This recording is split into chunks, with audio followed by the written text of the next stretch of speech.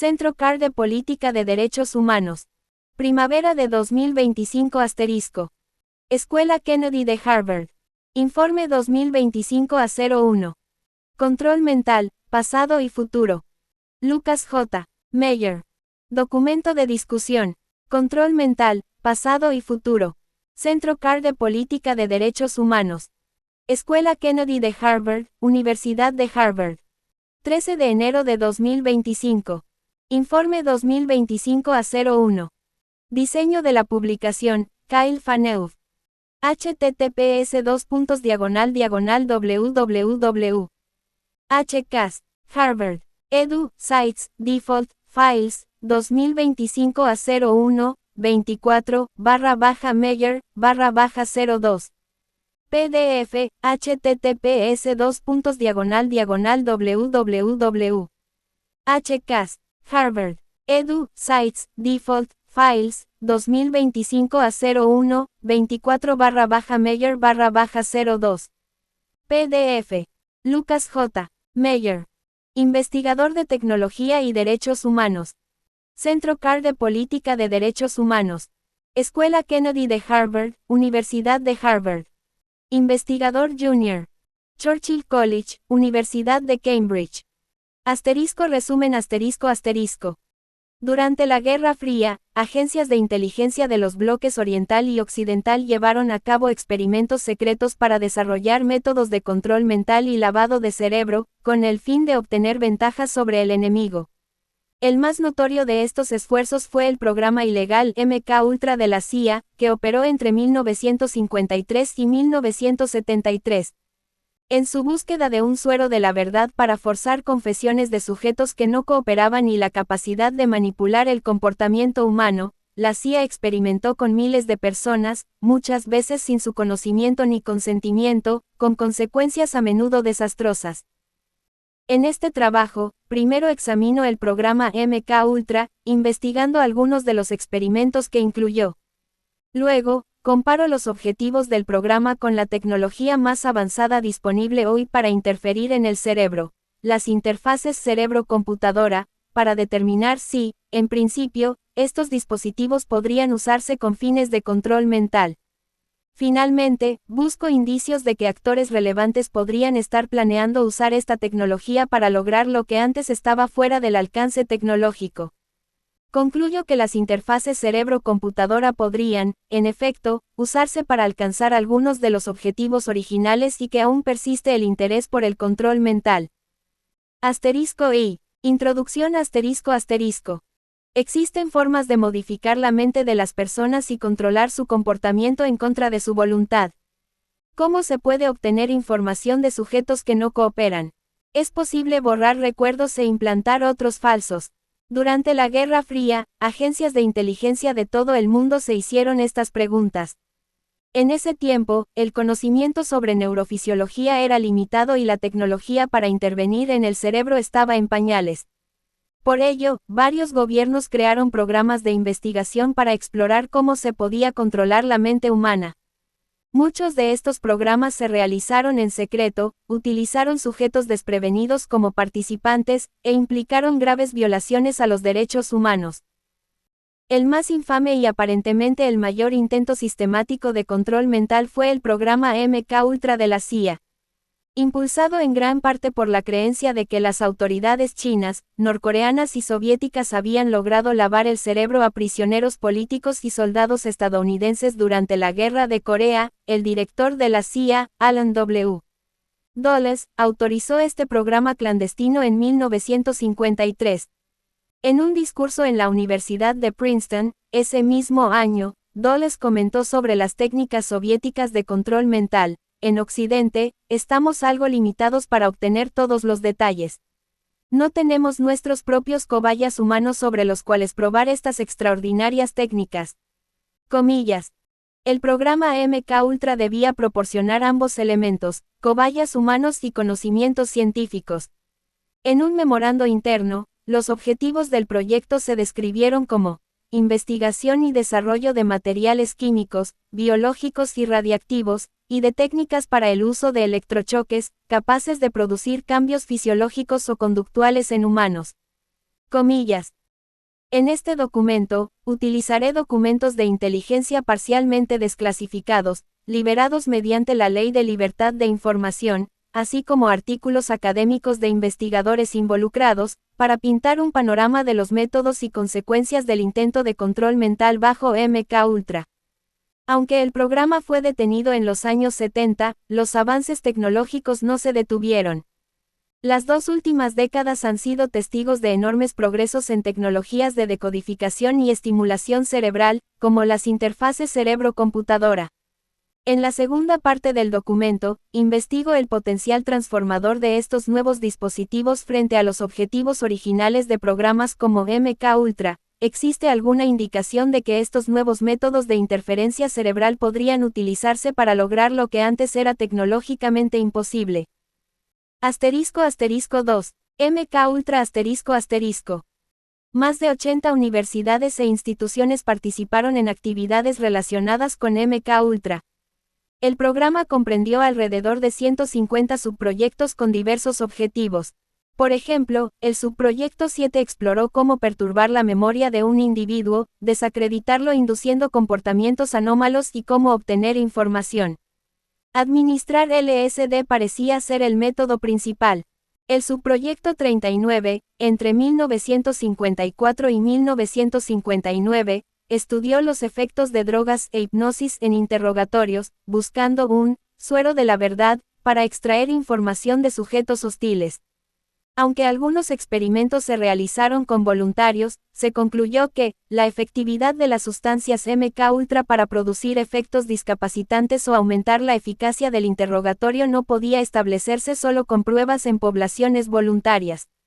Se recurrió al uso de sujetos confinados, como 142 psicópatas sexuales criminales del Hospital Estatal de Ionia. Se establecieron casas seguras para observar los efectos de las sustancias en individuos seleccionados.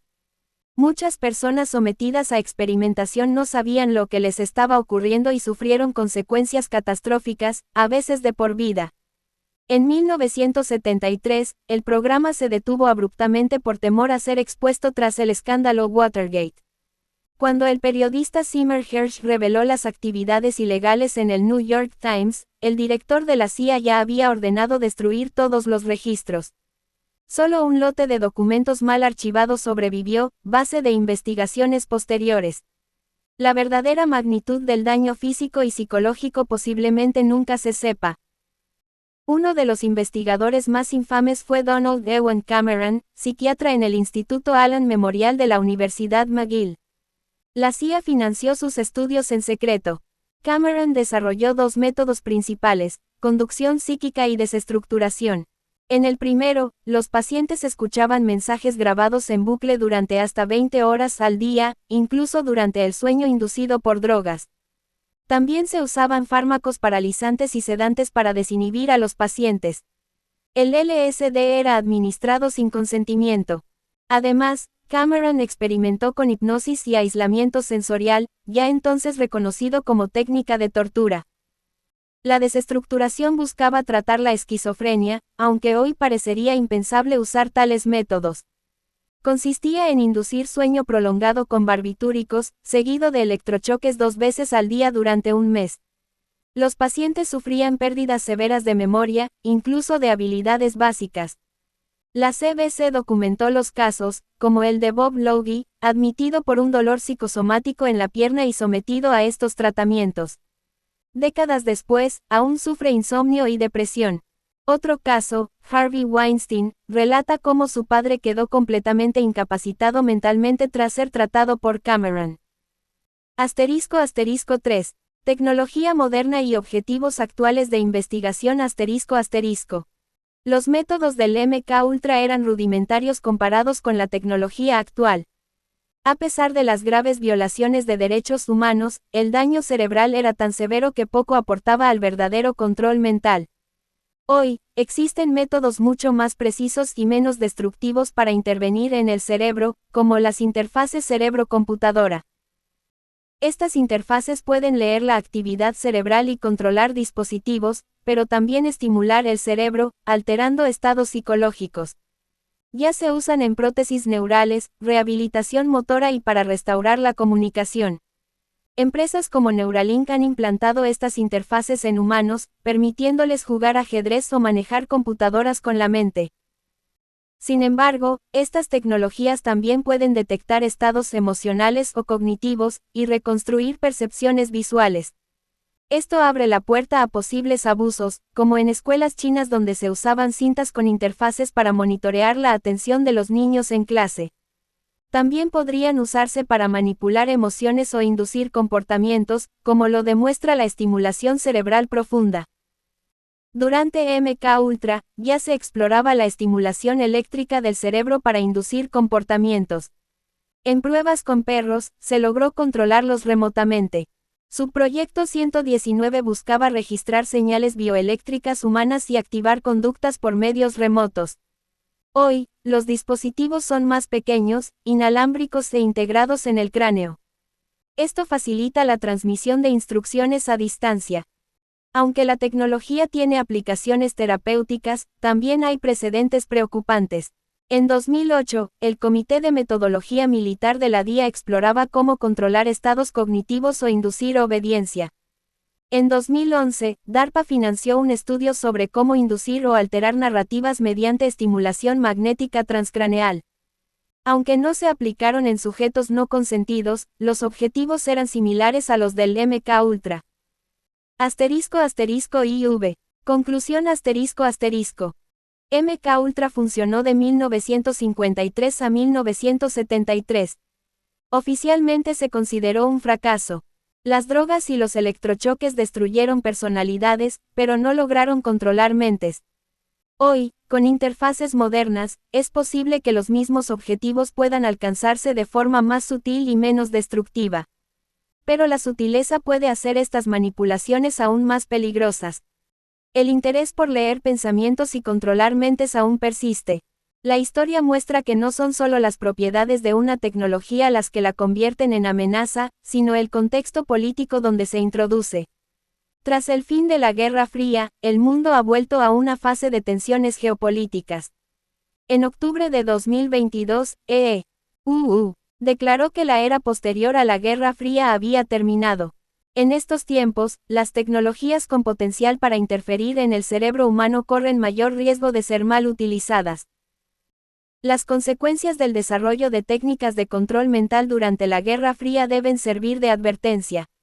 Hoy se repiten los dos ingredientes peligrosos, el resurgimiento del enfrentamiento entre bloques y la disponibilidad de innovaciones para manipular el cerebro humano.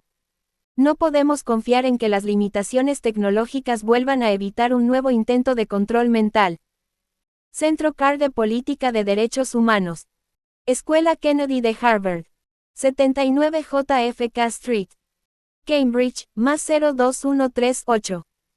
Las opiniones expresadas en este informe son exclusivamente del autor y no implican respaldo por parte de la Universidad de Harvard, la Escuela Kennedy ni el Centro CAR. Comillas.